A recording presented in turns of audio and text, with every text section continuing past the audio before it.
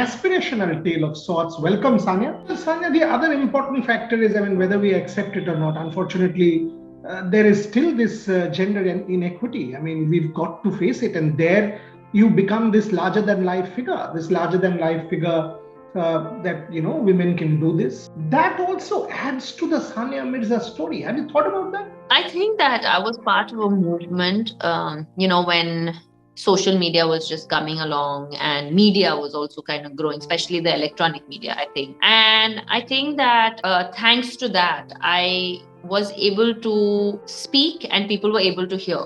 And I think that I take great pride in the fact that I feel that I've played a small role in young girls and this next generation of young girls, athletes especially, believing that they can be world champions. Because I think before myself, there was probably the only woman athlete that used to come to our minds was PT Usha. That was the only woman athlete that we used to think and say, woman athlete, India, PT Usha. That was always it. Today, we can take at least 10 to 15 names, where we can talk about and say, we've got a Sindhu, we've got a Saina, we've got a Deepa Karmakar. You can name them. You've got a Sakshi Malik, you've got a Mary Kom. You name the sport and we have it now, which wasn't there before. These are all household names. And I feel that somewhere, maybe, I hope that I have played some small part in that, to be able to make younger kids and the younger generation believe that it is possible to do it. Because I believe that knowing that PT Usha was able to do it, but that was the only person I knew that was able to do it because of the lack of whatever media and everything. But that is what I want to ask. Where did you get this tremendous amount of resilience and confidence and belief from? I think that honestly, I was really born with it. I just think that there was not, I don't think that you can make people believe something. I think that, like you said, I had to look for heroes not close to home, especially in tennis. There was no single, woman where I could say, okay, this is who I want to become like, a current athlete at that point. So I used to find my inspiration in a Steffi Graf and things like that. And then for me, people often talk about, many times they talk about, the first ever, like Sania is the first ever to do this, and she's the first ever to. There are many times it comes up a lot, and they tell me, you're the first ever. Of course, I'm the first ever to play 50 Grand Slams from India. It'll always be the first ever because I was that first person. But people don't talk about how difficult it is to be the first ever. They don't ever talk about it. It is very, very hard because there is no path you can follow. There is no person you can follow.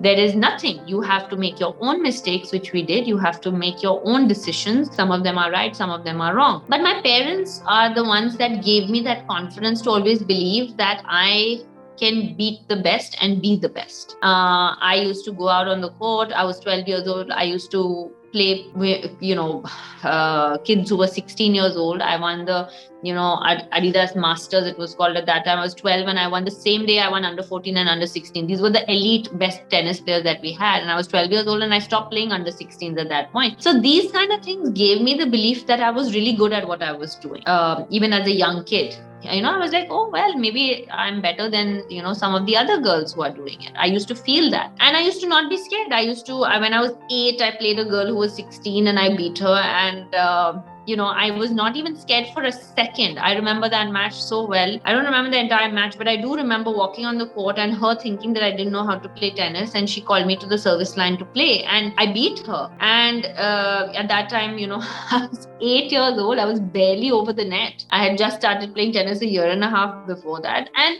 those kind of moments gave me the belief. And I remember not for a second I was scared. She was 5'8" tall and I was 4 feet nothing, I think. And I like challenges. I like to play. I believe that I can be the best and the best version of myself. Have you thought about these things, that you are not simply a tennis player, that you are also a story of aspiration, you are a story of empowerment? I completely understand that people, especially in our part of the world, people don't really take sports people or famous people, so to say, as just for what they do.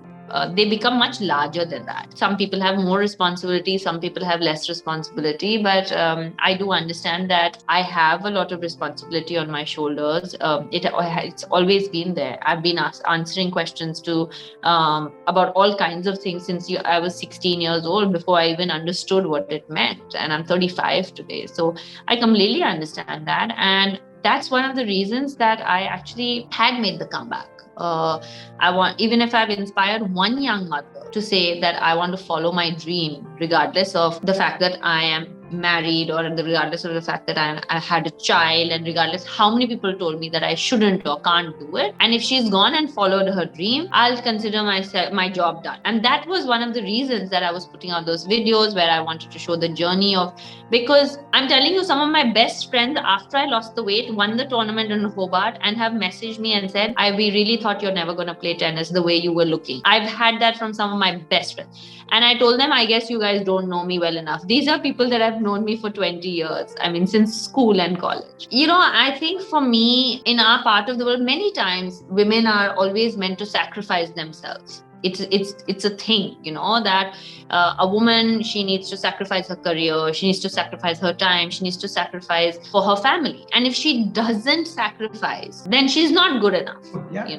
Yeah, she's not good enough. And many people don't want to accept this, but this is the truth. Women face this on a day-to-day basis, when young girls say that, no, I want to go to work, and they say, yeah, but who's going to look after the house? Who's going to make the decision of who's going to cook the food at home if you have a cook, or who's going to cook the food? So that is something that I wanted to change a perception, because I understand the responsibility I have, and I feel that I have the reach to inspire. The amount of messages, Boria, I used to get, I cannot tell you, it was in thousands on Instagram when I used to post the video saying, I didn't want to go out for a walk today, I've just had a baby, but I saw your video and I've gone out to the gym.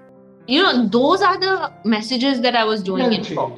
Genuine appreciation for who you are, what you've done, what you've achieved, what you're leaving behind as legacy. Thank you very much for your time. Thanks. Thank you.